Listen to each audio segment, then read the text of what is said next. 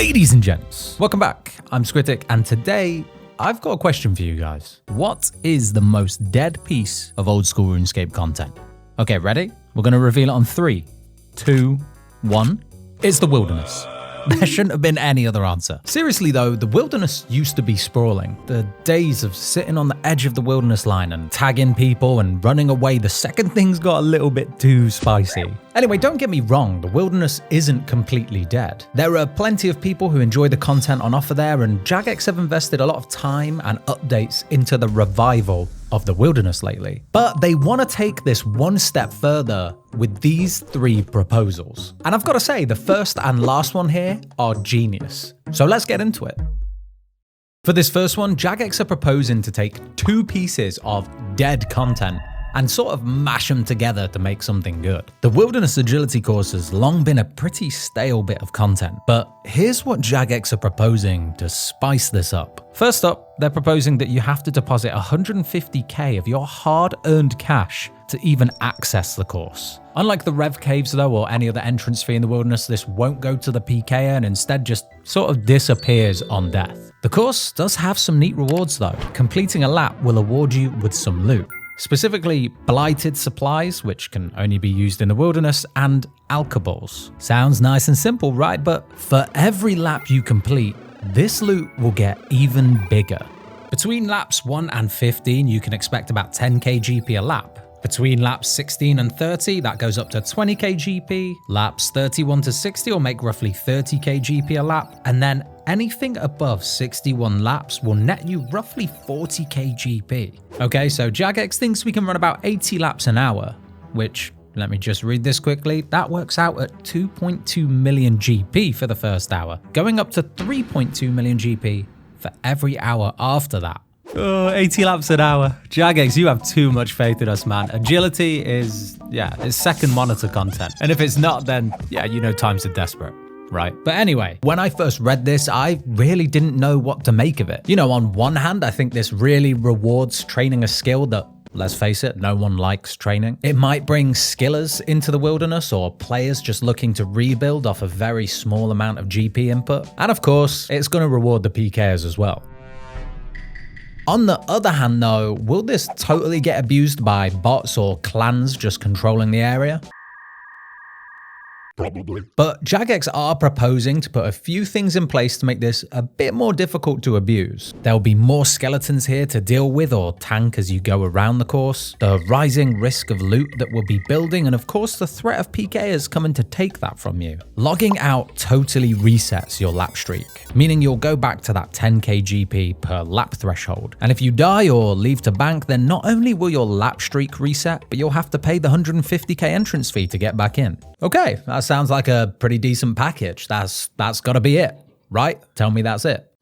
Well, there are 2 more pretty big things to talk about. The first one is that in addition to the loot we'll get on every lap, we'll also get XP tokens. These can be traded in for 200 agility XP each, and stacking them up gives you even more XP on trading. And apparently after a full hour of stacking these tokens, you can expect to get XP rates of around 66k agility XP. Sure, they're not groundbreaking numbers, but the Wilderness Agility course only needs 52 agility to access. You'll be getting agility XP comparable to the Prif Dinners course, which is unlocked at 75 agility. That's pretty crazy. Secondly, Jagex recently added that they'd like to potentially add amylase crystals as part of the loot you'll get here, and they've proposed about a 20-40-40 split of crystals, blighted supplies, and alchemies. This would be a really decent way for players to stock up on stamina potions without needing to go back to rooftop agility, and I've got to say, I'm all for that. Coming back to the update as a whole, I think this one has some real potential. Then again, I'm not someone that spends loads of time in the wilderness, so if you are, let me know what you think about this one. I have a feeling that this poll will be the closest out of the 3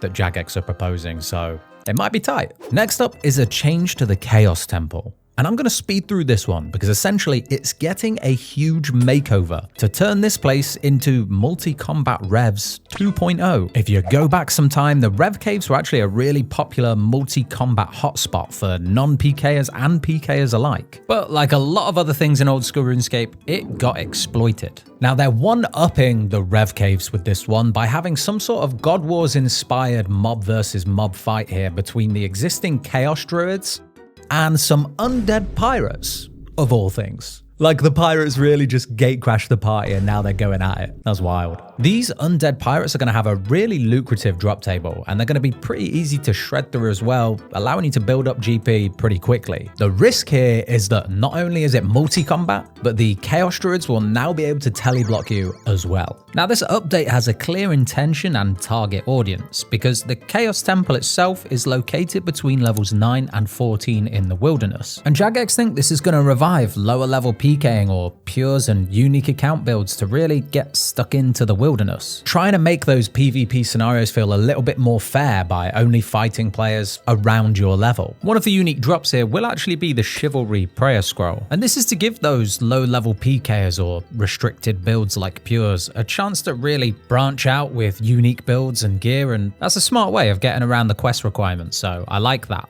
But the problem with the original multi-combat revs is that it was linked to a lot of real-world trading and clans that were just controlling the place that you had to pay protection for to even go there sometimes. And sure, this new Chaos Temple area will be great for clan versus clan action, but I'm not convinced that it actually rewards the single players going in there with their low-level pures and engaging in some actually fair PvP. Again though, this update isn't targeted for players like me, so if you're a PKer, part of a clan, or spend a lot of time in the wilderness, then what's your take on this one? Last up is one that I'm really excited for and I think will benefit everybody. The Fountain of Rune has been in old school RuneScape for 10 years now, providing unlimited runes to anybody in its vicinity. Sounds cool, but it's in deep wilderness. It's generally only used by people recharging Amulets of Glory for a 1 in 25,000 chance to turn it into an Amulet of Eternal Glory. Now Jagex want to add some additional utility to the Fountain of Rune to make it a bit more of a hotspot, and the utility that they're proposing is the ability to alch multiple items at once. This will scale with your Wilderness Diary completion.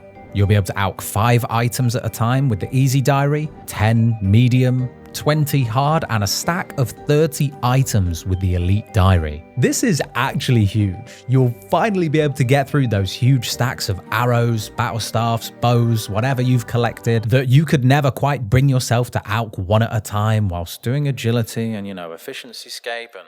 You get my point. The best part about this is there's absolutely no input cost for the runes, being provided entirely by the fountain itself. So Jagex have used rune arrows as an example here, and I think that's a good place to start. Rune arrows alch for 240 GP each, meaning that with the Wilderness Elite Diary, that's 7,200 GP per high alch here. And you can quite easily do about 1,000 alchs per hour. So provided you've got the rune arrow stack yourself, you can turn that into a tidy 7.2 million GP per hour, or 5 million GP if you have to go buy them yourself from the GE at their current price. Now, some players have expressed concerns about how this might affect the economy or if bots are just going to abuse it.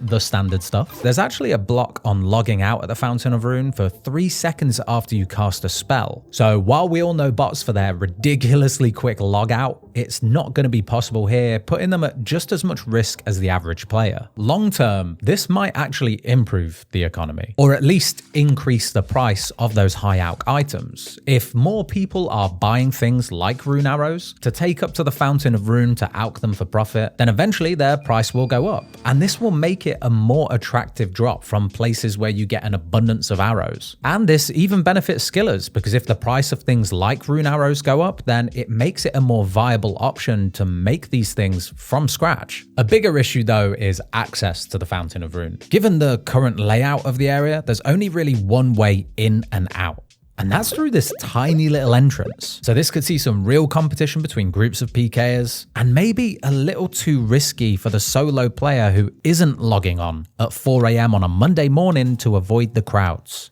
I know what you're doing, buddy. I know your game.